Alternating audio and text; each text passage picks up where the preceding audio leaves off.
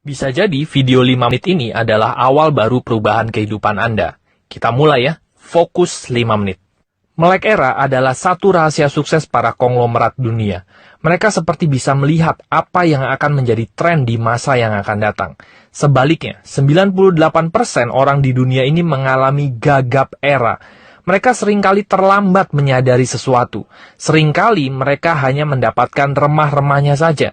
Bahkan, ada yang tidak mendapatkan sama sekali. Sungguh ironis. Contoh, saat era sumber daya alam, orang-orang yang melek era langsung bergerak cepat, berpikir dan bertindak bagaimana menguasai sumber daya alam.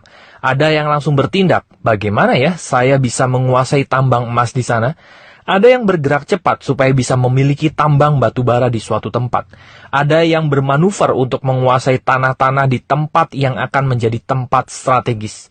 Tapi kebalikan dengan orang yang gagap era. Setelah era ini booming, mereka baru terpikir, iya ya, nanti kalau saya punya uang, saya beli tanah di sana. Setiap bulan saya nabung emas deh buat masa depan keluarga saya. Itulah yang terjadi. Orang gagap era akhirnya hanya memiliki 1 atau 2 petak tanah atau beberapa gram emas saja. Atau banyak sekali yang berakhir tidak memiliki apa-apa di era sumber daya alam. Kenapa? Karena harganya sudah terlanjur tinggi. Para melek era sudah melihat hal ini dari awal.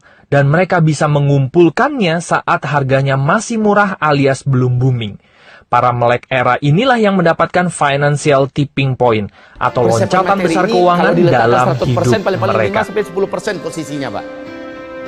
Karena yang lebih dipersiapkan itu bukan materinya. Kalau ada persiapan materi, it's okay, good.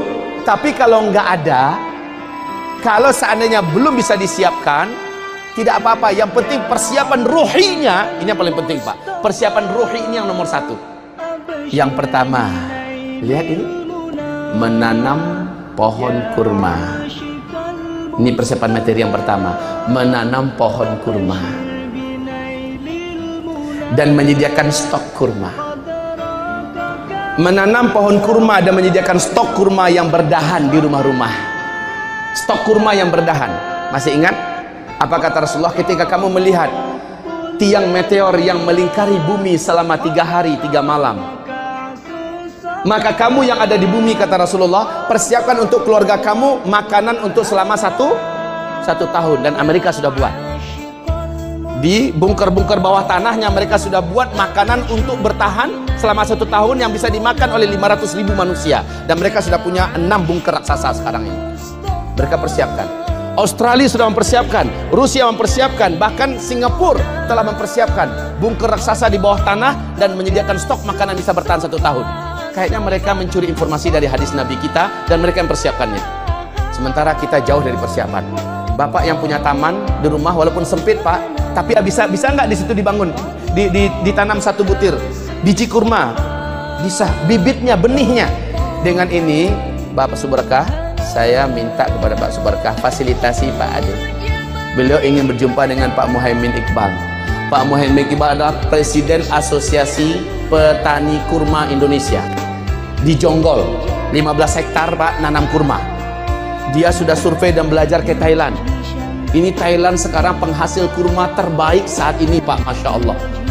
Kurma baru umur 2 tahun 3 tahun sudah baru setinggi ini, Pak, udah lebatnya minta ampun. 17 tahun yang lalu mereka sudah start Thailand. 17 tahun yang lalu mereka sudah start. Pakar ahli dari Bank Indonesia mengirim timnya ke Thailand.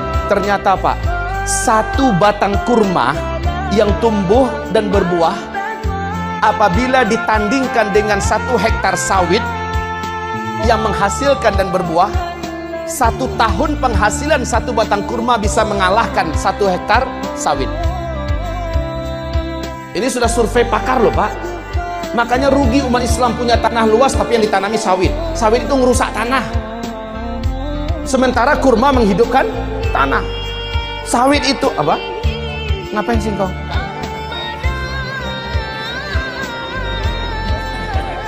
Lah, kita kembali kepada isyarat Rasulullah SAW. Kalaupun besok pasti kiamat terjadi, hari ini bisa kamu tanamkan 1 butir biji kurma yang ada di tangan kamu, tanam. Ternyata maknanya bukan sambil ngaco Nabi menyampaikan. Maknanya langsung asli. Subhanallah. Pendek-pendek begini udah berbuah Pak. Sambil duduk-duduk di tanah udah bisa metik buah kurma Pak. Ini di Thailand loh ini. Ya Allah, ini jongkok beliau. Dan wali murid kami juga sudah nyampe ke Thailand Pak. Wali murid kita yang di Payakumbuh udah nyampe ke Thailand. Foto dia, kurmanya segini-segini udah lebat-lebat. Subhanallah. Dan itu teknologinya dipelajari oleh Bapak Muhaimin Iqbal. Dan beliau mengatakan Indonesia punya peluang untuk menanam kurma. Dia ingin setiap rumah di Indonesia punya 1 atau 2 batang kurma. Di Arab itu Pak, kalau punya 10 batang kurma saja dijamin kaya. Punya 10 batang kurma saja dijamin kaya. Sekali lagi, yang punya tanah walaupun hanya 100 meter nganggur, tanami kurma Pak. Tapi syaratnya belajar kepada yang ahlinya. Nanti ditanami tumbuh tapi nggak berbuah. Ternyata yang ditanami adalah yang bibitnya dari bibit jantan. Harusnya dari bibit betina Pak. Dan itu ada ilmunya. Ketika ada bibit betina, jantan juga harus ada. Kurma itu Pak, 1 jantan bisa 20 batang kurma betina yang dibuahinya. Kurma aja poligami Pak. Iya. Masya Allah. Jadi tanam kurma. Waktu kita sekarang masih ada Pak. Waktu kita masih ada sekarang.